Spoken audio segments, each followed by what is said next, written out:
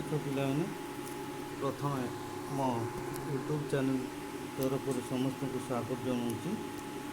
ଆଜି ଆମେ ରାସାୟନିକ ପ୍ରତିକ୍ରିୟା ଓ ରାସାୟନିକ ସମୀକରଣର କିଛି ସର୍ଟ କ୍ୱେଶ୍ଚନ୍ ଡିସ୍କସନ୍ କରିବା। ମୋ ସହିତ ସମସ୍ତେ ଆଲୋଚନାରେ ଭାଗ ନିଅ। କାହାର କେତେଟା ଠିକ୍ ହେଉଛି ସେଟା ମଧ୍ୟ ଦେଖ ଆଉ ମୋ ସହିତ ପ୍ରାକ୍ଟିସ୍ କର। 1 ନମ୍ବରରେ ଦେଇଛି ରାସାୟନିକ ପ୍ରତିକ୍ରିୟାରେ କ'ଣ ଘଟେ। ଏ ହେଉଛି କେବଳ ଭୌତିକ ଧର୍ମ ବଦଳେ, ବି ହେଉଛି କେବଳ ରାସାୟନିକ ଧର୍ମ ବଦଳେ, ସି ହେଉଛି ରାସାୟନିକ ଓ ଭୌତିକ ଧର୍ମ ବଦଳେ, ଡି ହେଉଛି କୌଣସିଟି ନୁହେଁ। ଏହାର ଠିକ୍ ଉତ୍ତର ହେଉଛି ରାସାୟନିକ ଓ ଭୌତିକ ଧର୍ମ ଉଭୟ ବଦଳିଥାଏ। ସି ହେଉଛି ଏହାର ଆନ୍ସର୍। 2 ନମ୍ବର ପ୍ରଶ୍ନ ହେଉଛି ମାଗ୍ନେସିୟମ୍ ପାତକୁ ଜାଳିଲେ ଏଥିରୁ କେଉଁ ବର୍ଣ୍ଣର ଚୂର୍ଣ୍ଣ ମିଳିଥାଏ। ଏ ହେଉଛି ଧଳା, ବି ହେଉଛି ସବୁଜ, ସି ହେଉଛି କଳା, ଡି ହେଉଛି ନୀଳ। ଏହାର ସଠିକ୍ ଆନ୍ସର୍ ହେଉଛି ଏ,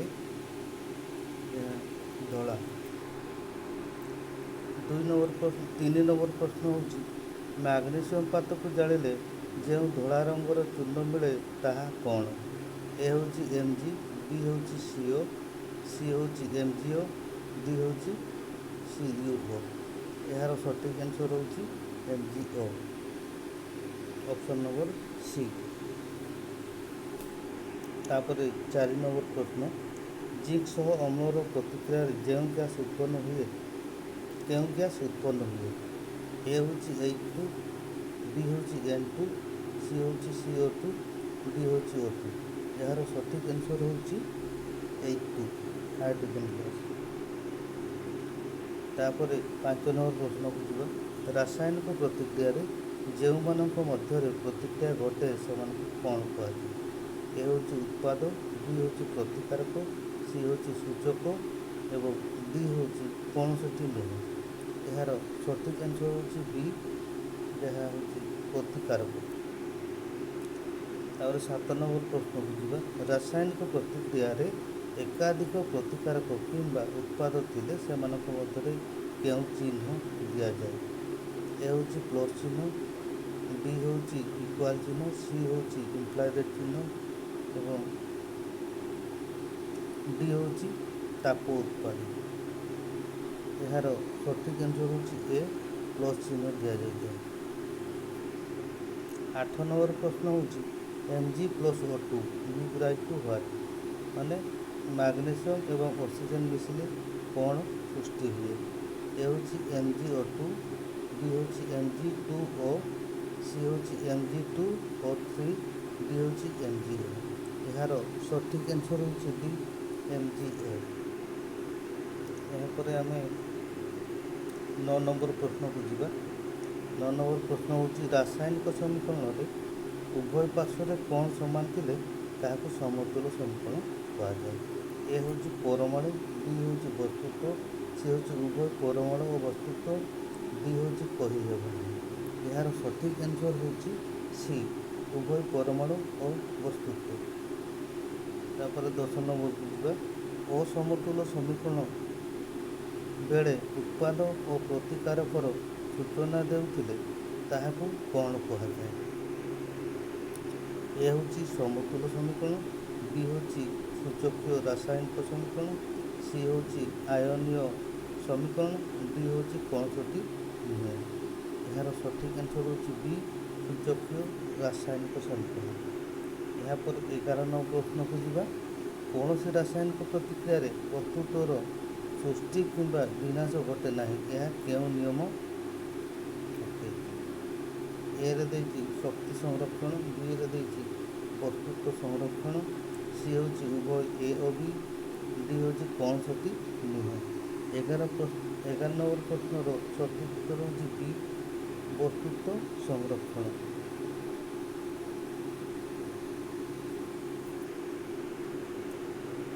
Zn plus H2SO4 give rise to what। ମାନେ Zn ଏବଂ H2SO4 ରାସାୟନିକ ପ୍ରତିକ୍ରିୟା ଫଳରେ କ'ଣ ସୃଷ୍ଟି ହୁଏ। ଏ ଅପସନ୍ ହେଉଛି ZnO2 ପ୍ଲସ୍ H2, ବି ହେଉଛି ZnSO4 ପ୍ଲସ୍ H2, सी ହେଉଛି Zn plus H2 plus SO2, D ହେଉଛି Zn plus H2 plus S plus O2। ଏହାର ସଠିକ୍ ଆନ୍ସର୍ଟା ହେଉଛି B ZnSO4 ପ୍ଲସ୍ H2O।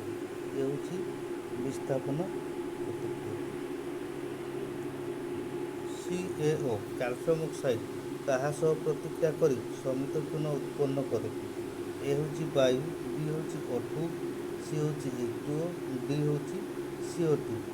ଏହାର ସଠିକ୍ ଆନ୍ସର୍ଟା ହେଉଛି C H2O। କଲି ଚୂନ 14 ନମ୍ବର ପ୍ରଶ୍ନ ହେଉଛି କଲି ଚୂନର ସଂକେତ କ'ଣ?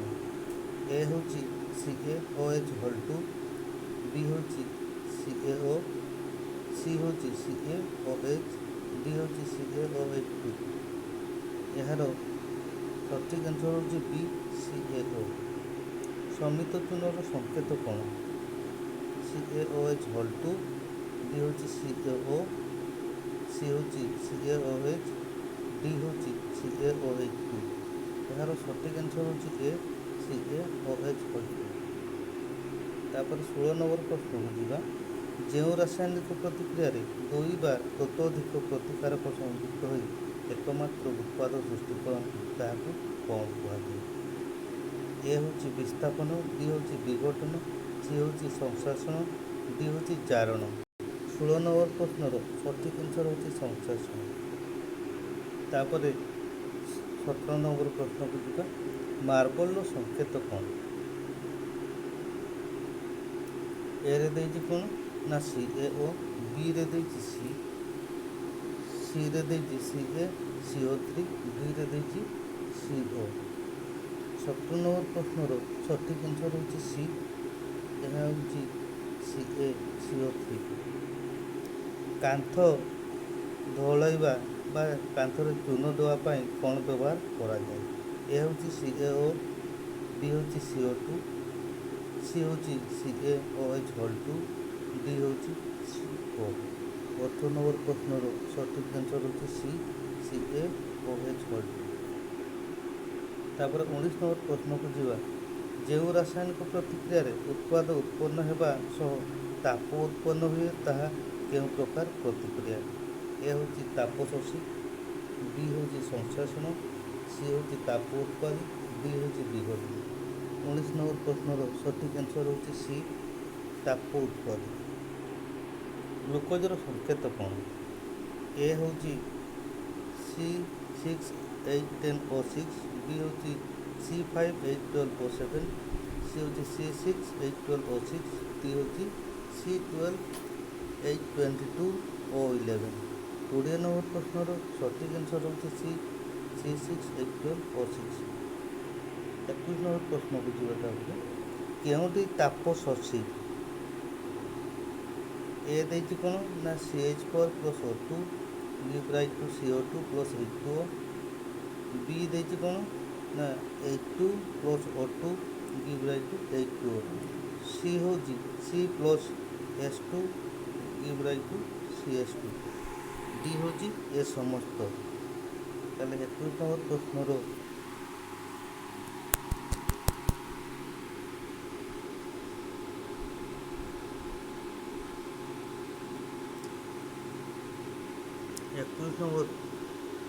ପ୍ରଶ୍ନର ଉତ୍ତର ହେବ କ'ଣ ନା C plus S2 give rise to CS2। ତାପରେ 22 ନମ୍ବର ପ୍ରଶ୍ନକୁ ଯିବା। କେଉଁଟି ତାପ ଉତ୍ପାଦୀ ପ୍ରତିକ୍ରିୟା ନୁହେଁ? ଏ ହେଉଛି କୋଇଲାର ଦହନ, B ହେଉଛି ଶୋଷଣ, C ହେଉଛି ପ୍ରାକୃତିକ ଗ୍ୟାସର ଦହନ, D ହେଉଛି C plus S2 give rise to CS2। 22 number ପ୍ରଶ୍ନର ସଠିକ୍ ଆନ୍ସର୍ ହେଉଛି D C plus S2 give rise to CS2। ଯେଉଁ ରାସାୟନିକ ପ୍ରତିକ୍ରିୟାରେ ଗୋଟିଏ ମାତ୍ର ପ୍ରତିକାରକ ବିଘଟିତ ହୋଇ ସରଳତର ଉତ୍ପାଦ ସୃଷ୍ଟି ହୋଇଥାଏ ତାହାକୁ କେଉଁ ପ୍ରତିକ୍ରିୟା କୁହାଯାଏ? ଏ ହେଉଛି ବିସ୍ଥାପନ, B ହେଉଛି ବିଘଟନ, C ହେଉଛି ସଂଶ୍ଳେଷଣ, D ହେଉଛି ତାପ ଉତ୍ପାଦ। 23 ନମ୍ବର ପ୍ରଶ୍ନର ସଠିକ୍ ଉତ୍ତର ହେଉଛି B ବିଘଟନ। ତାପରେ 24 ନମ୍ବର ପ୍ରଶ୍ନକୁ ଯିବା। ତାପ ପ୍ରୟୋଗ ଦ୍ୱାରା ଘଟୁଥିବା ବିଘଟନକୁ କ'ଣ କୁହାଯାଏ? ए ହେଉଛି ତାପୀୟ ବିଘଟନ, ବି ହେଉଛି ତାପଶୋଷୀ ବିଘଟନ, ସି ହେଉଛି ତାପ ଉତ୍ପାଦୀ ବିଘଟନ, ଡି ହେଉଛି ନାଭିକୀୟ। 24 ନମ୍ବର ପ୍ରଶ୍ନର ସଠିକ୍ ଉତ୍ତର ହେଉଛି ଏ ତାପୀୟ ବିଘଟନ। ତାପରେ 25 ନମ୍ବର ପ୍ରଶ୍ନକୁ ଯିବା। CaCO3 ବିଘଟନରେ କେଉଁ ଉତ୍ପାଦ ଦେଇଥାଏ? ଏ ହେଉଛି Ca+O2, ବି ହେଉଛି CaO ପ୍ଲସ୍ CO2, ସି ଦେଇଛି CaO+O2, ଡି ଦେଇଛି Ca+H2O। 25 ନମ୍ବର ପ୍ରଶ୍ନର ସଠିକ୍ ଆନ୍ସର୍ ହେଉଛି ଡି CaO+CO2। ଦେନ୍ ଆମେ ଯିବା 26 ନମ୍ବର ପ୍ରଶ୍ନକୁ। 26 ନମ୍ବର କ'ଣ ଦେଇଛି ନା ଲେଡ୍ ନାଇଟ୍ରେଟ୍କୁ ଗରମ କଲେ କେଉଁ ରଙ୍ଗର ଧୂମ ଉତ୍ସର୍ଜନ ହୁଏ? ଏ ଦେଇଛି ଲାଲ, ବି ଦେଇଛି ନୀଳ, ସି ଦେଇଛି ବାଦାମୀ, ଡି ଦେଇଛି ଲୋହିତ ବାଦାମୀ। 26 ନମ୍ବର ପ୍ରଶ୍ନର ସଠିକ୍ ଆନ୍ସର୍ ହେଉଛି ସି ବାଦାମୀ। 27 ନମ୍ବର ପ୍ରଶ୍ନକୁ ଯିବା। ଲେଡ୍ ନାଇଟ୍ରେଟ୍କୁ ଗରମ କଲେ ଯେଉଁ ଧୂମ ଉତ୍ସର୍ଜନ ହୁଏ ତାହାର ସଂକେତ କ'ଣ? ଏ ହେଉଛି CO2, ବି ହେଉଛି NO2, ସି ଦେଇଛି O2, ଡି ଦେଇଛି H2। 27 ନମ୍ବର ପ୍ରଶ୍ନର ସଠିକ୍ ଉତ୍ତର ହେଉଛି ବି, ଏହା NO2। ତାପରେ 28 ନମ୍ବର ପ୍ରଶ୍ନକୁ ଯିବା। ସିଲଭର କ୍ଲୋରାଇଡ଼୍ର ବର୍ଣ୍ଣ କ'ଣ? ଏ ହେଉଛି ଧଳା, ବି ହେଉଛି କଳା, ସି ହେଉଛି ନାଲି, ଡି ହେଉଛି ନୀଳ। 28 ନମ୍ବର ପ୍ରଶ୍ନର ସଠିକ୍ ଆନ୍ସର୍ ହେଉଛି ଏ ଧଳା। ସୂର୍ଯ୍ୟାଲୋକରେ ସିଲଭର କ୍ଲୋରାଇଡ଼୍ର ବିଘଟନ ଘଟି କ'ଣ ଉତ୍ପନ୍ନ ହୋଇଥାଏ? ଏ ଦେଇଛି Ag+Cl2, ବି ଦେଇଛି AgCl+Cl2, ସି ଦେଇଛି Ag, ଡି ଦେଇଛି Cl2। 29 ନମ୍ବର ପ୍ରଶ୍ନର ସଠିକ୍ ଆନ୍ସର୍ ହେଉଛି ଏ Ag+Cl2। ତାପରେ ଯିବା 30 ନମ୍ବର ପ୍ରଶ୍ନକୁ। କାହାକୁ କଳା ଧଳା ଫଟୋ ସଂକ୍ରାନ୍ତ କାର୍ଯ୍ୟରେ ବ୍ୟବହାର କରାଯାଏ? ଏ ହେଉଛି AgCl, ବି ହେଉଛି CaCl2, ସି ଦେଇଛି MgCl2, ଡି ଦେଇଛି CuCl2। 30 ନମ୍ବର ପ୍ରଶ୍ନର ସଠିକ୍ ଆନ୍ସର୍ ହେଉଛି ଏ AgCl। ଯେଉଁ ରାସାୟନିକ ପ୍ରତିକ୍ରିୟାରେ ଶକ୍ତି ଶୋଷିତ ହୋଇଥାଏ ତାକୁ କ'ଣ କୁହାଯାଏ? ଏ ଦେଇଛି ତାପ ଶୋଷୀ, ବି ଦେଇଛି ତାପୀୟ ବିଘଟନ, ଏଇଟା ତିନିଟି ମିଷ୍ଟେକ୍ ହେଇଛି, ଦୀର୍ଘ ନଟ ହୋଇଯାଇଛି, ଏଇଟା ତାପୀୟ ବିଘଟନ ହେବ। ସି ଦେଇଛି ତାପ ଉତ୍ପାଦୀ, ଡି ଦେଇଛି ସମସ୍ତ। 31 ନମ୍ବର ପ୍ରଶ୍ନର ସଠିକ୍ ଆନ୍ସର୍ ହେଉଛି ଏ ତାପ ଶୋଷୀ। 32 ନମ୍ବର ପ୍ରଶ୍ନ। Zn+H2SO4 ଡିବ୍ରାଇଟ୍ରୁ ବାହାରେ। ଏ ଦେଇଛି ZnO+H2, ବି ଦେଇଛି ZnSO4+H2, ସି ଦେଇଛି Zn+H2, ଡି ଦେଇଛି Zn। 32 ନମ୍ବର ପ୍ରଶ୍ନର ସଠିକ୍ ଆନ୍ସର୍ ହେଉଛି ବି ZnSO4+H2। ତାପରେ 33 ନମ୍ବର ପ୍ରଶ୍ନକୁ ଯିବା। ଲୁହାକୁ CuSO4 ଦ୍ରବଣରେ ବୁଡ଼ାଇଲେ ଏହା କେଉଁ ରଙ୍ଗ ଧାରଣ କରେ? ଏ ଦେଇଛି ଧଳା, ବି ଦେଇଛି ଏ ଦେଇଛି କଳା, ବି ଦେଇଛି ଧଳା, ସି ଦେଇଛି ବାଦାମୀ, ଡି ଦେଇଛି ଲୋହିତ ବାଦାମୀ। 33 ନମ୍ବର ପ୍ରଶ୍ନର ସଠିକ୍ ଆନ୍ସର୍ ହେଉଛି ସି ବାଦାମୀ। ତାପରେ ଯିବା 34 ନମ୍ବର ପ୍ରଶ୍ନକୁ। Fe+CuSO4 ରାସାୟନିକ ପ୍ରତିକ୍ରିୟା ଘଟି FeSO4+Cu ଏହା କେଉଁ ପ୍ରତିକ୍ରିୟା ଅଟେ? ଏ ଦେଇଛି ସଂଶ୍ଳେଷଣ, ବି ଦେଇଛି ବିସ୍ଥାପନ, ସି ଦେଇଛି ବିଘଟନ, ଡି ଦେଇଛି ତାପ ଉତ୍ପାଦୀ। 34 ନମ୍ବର ପ୍ରଶ୍ନର ସଠିକ୍ ଆନ୍ସର୍ ହେଉଛି ଡି ବିସ୍ଥାପନ। ତାପରେ ଯିବା 35 ନମ୍ବର ପ୍ରଶ୍ନକୁ। 35 ନମ୍ବର ପ୍ରଶ୍ନରେ ଦେଇଛି ଯେଉଁ ରାସାୟନିକ ପ୍ରତିକ୍ରିୟାରେ ଏକ ଯୌଗିକର ମୌଳିକ ଅନ୍ୟ ଏକ ଯୌଗିକର ପରମାଣୁକୁ ଅପସାରଣ କଲେ ତାହାକୁ କ'ଣ କୁହାଯାଏ? ଏ ଦେଇଛି ସଂଶ୍ଳେଷଣ, ବି ଦେଇଛି ବିସ୍ଥାପନ, ସି ଦେଇଛି ବିଘଟନ, ଡି ଦେଇଛି ତାପ ଉତ୍ପାଦନ। 35 ନମ୍ବର ପ୍ରଶ୍ନର ସଠିକ୍ ଆନ୍ସର୍ ହେଉଛି ବି ବିସ୍ଥାପନ।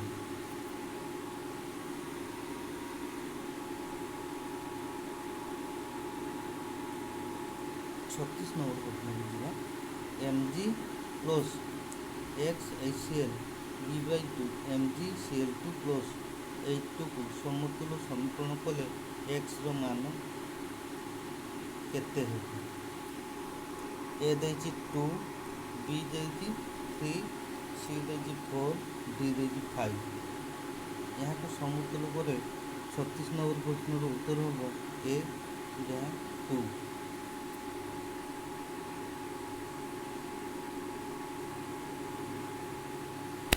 ତାପରେ 37 ନମ୍ବର ପ୍ରଶ୍ନକୁ ଯିବା। ବେରିୟମ୍ କ୍ଲୋରାଇଡ୍ ଓ ସୋଡ଼ିୟମ୍ ସଲଫେଟ୍ର ମିଶ୍ରଣରୁ କେଉଁ ରଙ୍ଗର ପଦାର୍ଥ ସୃଷ୍ଟି ହୁଏ? ଏ ଦେଇଛି ଧଳା, B ଦେଇଛି କଳା, C ଦେଇଛି ହଳଦିଆ, D ଦେଇଛି ନାଲି। 37 ନମ୍ବର ପ୍ରଶ୍ନର ସଠିକ୍ ଉତ୍ତର ହେଉଛି ଏ ଧଳା। 38 ନମ୍ବର ପ୍ରଶ୍ନକୁ ଦିଆହେବ। ରାସାୟନିକ ପ୍ରତିକ୍ରିୟାରେ ଉତ୍ପନ୍ନ ହେଉଥିବା ଅଦ୍ରବଣୀୟ ଅପଦ୍ରବକୁ କ'ଣ କୁହାଯାଏ? ଏ ଦେଇଛି ଅବକ୍ଷେପ, B ଦେଇଛି ଅବକ୍ଷେପଣ ପ୍ରତିକ୍ରିୟା, C ଦେଇଛି ଦ୍ୱୈତ ବିସ୍ଥାପନ, D ଦେଇଛି ବିଚାରଣ। 38 ନମ୍ବର ପ୍ରଶ୍ନର ସଠିକ୍ ଆନ୍ସର୍ ହେଉଛି ଏ ଅବକ୍ଷେପଣ।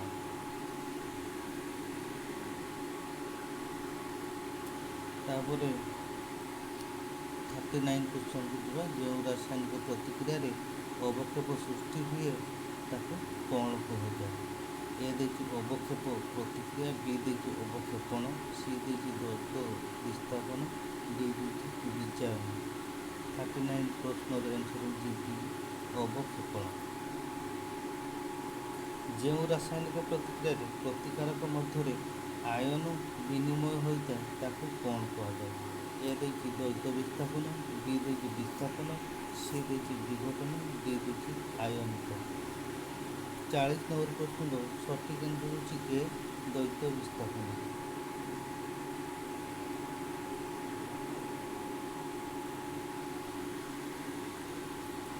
କପରକୁ ଗରମ କଲେ ଏହାର ଚାରିପଟେ ଯେଉଁ କଳା ଆସ୍ତରଣ ସୃଷ୍ଟି ହୁଏ ତାହା କ'ଣ?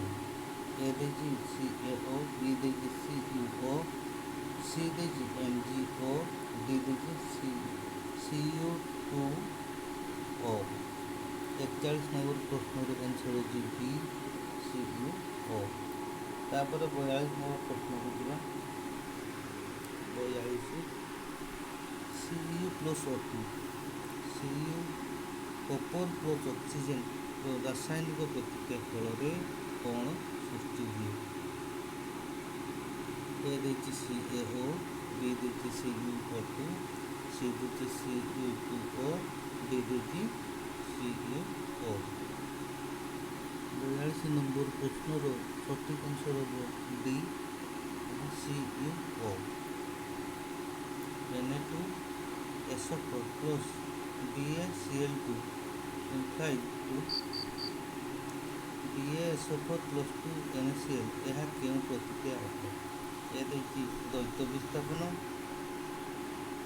B ଦେଇଛି ବିସ୍ଥାପନ, C ଦେଇଛି ବିଘଟନ, D ଦେଇଛି ଆୟନ।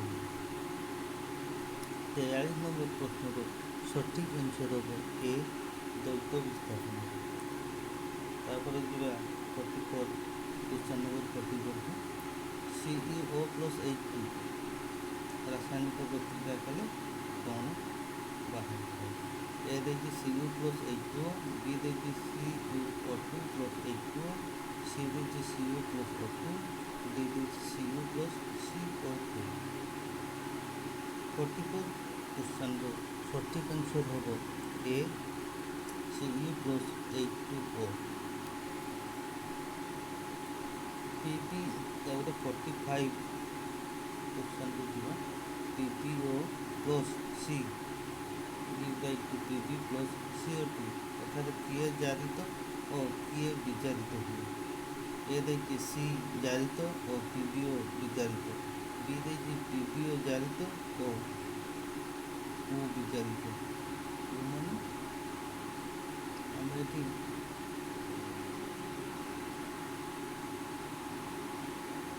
Cକୁ ବୁଝିପାରିବା।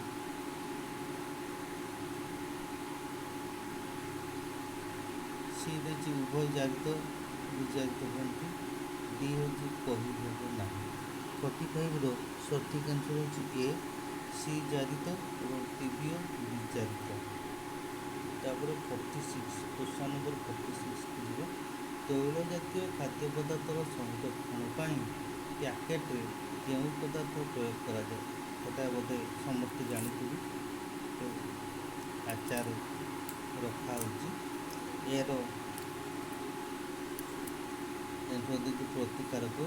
ଡି ହେଉଛି ଯବକ୍ଷାରଜାନ, ସି ହେଉଛି ଜଳ, ଡି ହେଉଛି ଅଙ୍ଗାରକାମ୍ଳ। 46, କ୍ୱେଶ୍ଚନ୍ ନମ୍ବର 46ର ସଠିକ୍ ଆନ୍ସର୍ ହେଉଛି ହାଇଡ୍ରୋଜେନ୍। ଶ୍ୱସନ କ୍ରିୟା କେଉଁ ପ୍ରକାର ପ୍ରତିକ୍ରିୟା?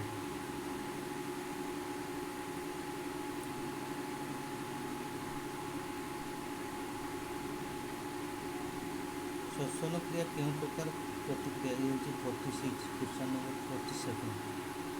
କ୍ୱେଶ୍ଚନ୍ ନମ୍ବର 47 ଦେଇଛି ଶ୍ୱସନ କ୍ରିୟା କେଉଁ ପ୍ରକାର ପ୍ରତିକ୍ରିୟା? ଏ ଦେଇଛି ତାପ ଉତ୍ପାଦୀ, ବି ଦେଇଛି ତାପ ଶୋଷୀ, ସି ଦେଇଛି ବିଘଟନ, ଡି ଦେଇଛି ବିସ୍ଥାପନ। 47ର ସଠିକ୍ ଆନ୍ସର୍ ହେଉଛି ଏ, ତାପ ଉତ୍ପାଦୀ। ପରିପାକ ପ୍ରତିକ୍ରିୟାରେ ଶ୍ଵେତସାର ସରଳୀକୃତ ହୋଇ କେଉଁଥିରେ ପରିଣତ ହୁଏ? କେଉଁଥରେ ନୁହେଁ। ପରିପାକ ପ୍ରତିକ୍ରିୟାରେ ଶ୍ଵେତସାର ସରଳୀକୃତ ହୋଇ କେଉଁଥିରେ ପରିଣତ ହୋଇଥାଏ? ଏ ଦେଇଛି ଗ୍ଲୁକୋଜ୍, ବି ଦେଇଛି ସୁକ୍ରୋଜ୍, ସି ଦେଇଛି ଗଲାକ୍ଟୋଜ୍, ଡି ଦେଇଛି ଗ୍ଲିସେରିନ୍। 48ର ସଠିକ୍ ଆନ୍ସର୍ ହେଉଛି ଏ, ଗ୍ଲୁକୋଜ୍। 49, କ୍ୱେଶ୍ଚନ୍ ନମ୍ବର 49, ରାସାୟନିକ ପ୍ରତିକ୍ରିୟାରେ ପଦାର୍ଥଟି O2 ହରାଇଲେ ତାହା କ'ଣ ହୋଇଥାଏ? ଏ ଦେଇଛି ଜାରିତ, ବି ଦେଇଛି ବିଜାରିତ, ସି ବିସ୍ଥାପନ, ଡି ହେଉଛି କିଣ୍ୱନ। 49 କ୍ୱେଶ୍ଚନ୍ର ସଠିକ୍ ଆନ୍ସର୍ ହେଉଛି ବି, ହେଉଛି ବିଚାରିତ। ଜାରଣ ପ୍ରତିକ୍ରିୟା ମନ୍ଥର ହେବା ପାଇଁ କାହା ମଧ୍ୟରେ କେଉଁ ଗ୍ୟାସ୍ ପ୍ରୟୋଗ କରାଯାଏ? ଏ ଦେଇଛି H2, ବି ଦେଇଛି O2, ସି ଦେଇଛି N2, ଡି ଦେଇଛି CN2। କ୍ୱେଶ୍ଚନ୍ ନମ୍ବର 50ର ଆନ୍ସର୍ ହେଉଛି ସି, N2। ତାପରେ ଯିବା କ୍ୱେଶ୍ଚନ୍ ନମ୍ବର 51। ଲୁହା ଧାତୁର କ୍ରମକ୍ଷୟ ଜନିତ ପ୍ରତିକ୍ରିୟାଟି କ'ଣ? ଏ ଦେଇଛି ବିସ୍ଥାପନ, ବି ଦେଇଛି ବିଘଟନ, ସି ଦେଇଛି ଅବକ୍ଷେପଣ, ଡି ଦେଇଛି ଜାରଣ। 51, କ୍ୱେଶ୍ଚନ୍ ନମ୍ବର 51ର ଆନ୍ସର୍ ହେଉଛି ଡି, ଜାରଣ। ଆଲୋକରେ କେଉଁଟି ବିଘଟିତ ହୁଏ? 52, କ୍ୱେଶ୍ଚନ୍ ନମ୍ବର 52 ହେଉଛି ଆଲୋକରେ କେଉଁଟି ବିଘଟିତ ହୁଏ? ଏ ଦେଇଛି NaCl, ବି ଦେଇଛି HCl, ସି ଦେଇଛି AgCl, ଡି ଦେଇଛି CuCl2। କ୍ୱେଶ୍ଚନ୍ ନମ୍ବର 52ର ଆନ୍ସର୍ ହେଉଛି ସି, HCl। ତାପରେ ସଂକ୍ଷାରଣ ଏକ କେଉଁ ପ୍ରକାରର ପ୍ରତିକ୍ରିୟା? ସଂକ୍ଷାରଣ। କ୍ୱେଶ୍ଚନ୍ ନମ୍ବର 53, ଏ ଦେଇଛି ସଂଶ୍ଳେଷଣ, ବି ଦେଇଛି ବିସ୍ଥାପନ, ସି ଦେଇଛି ବିଘଟନ, ଡି ଦେଇଛି ଅବକ୍ଷେପଣ। କ୍ୱେଶ୍ଚନ୍ ନମ୍ବର 53ର ସଠିକ୍ ଆନ୍ସର୍ ହେଉଛି ଏ, ସଂଶ୍ଳେଷଣ। ଏତିକି ଥିଲା ଆମର ଆଜିର ବିଷୟବସ୍ତୁ ବା ଆମର SCPର ପ୍ରଥମ ଅଧ୍ୟାୟ, ଯାହା ରାସାୟନିକ ପ୍ରତିକ୍ରିୟା ଏବଂ ରାସାୟନିକ ସମୀକରଣ ବିଷୟରେ 53ଟା କ୍ୱେଶ୍ଚନ୍ ଆମେ ଡିସ୍କସନ୍ କଲେ।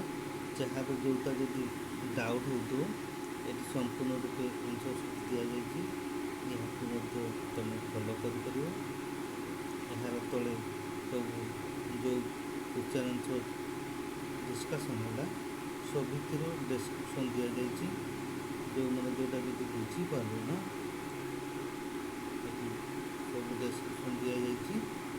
ସେ ଡେସ୍କ୍ରିପ୍ସନ୍ ଦେଖିବ ଏବଂ ବୁଝିବାକୁ ଟ୍ରାଏ କରିବ। ଯେଉଁମାନେ ଯଦି ବୁଝିପାରୁନ ତାହେଲେ ମୋତେ କ୍ଲାସ୍ରେ ମଧ୍ୟ ପଚାରିପାରିବ। Thank you. ବହୁତ ବହୁତ ଧନ୍ୟବାଦ ସମସ୍ତଙ୍କୁ। ଏହି ଭିଡ଼ିଓଟା ମୁଁ ଭାବୁଛି ସମସ୍ତଙ୍କ ପାଇଁ ଉପଯୋଗୀ ହେବ ଏବଂ ତୁମେ ତୁମର ଫ୍ରେଣ୍ଡ ସାର୍କିଲ୍ରେ ଏହି ଭିଡ଼ିଓଟିକୁ ସେୟାର କର, ଲାଇକ୍ ସେୟାର ଏବଂ ସବସ୍କ୍ରାଇବ୍ କରିବାକୁ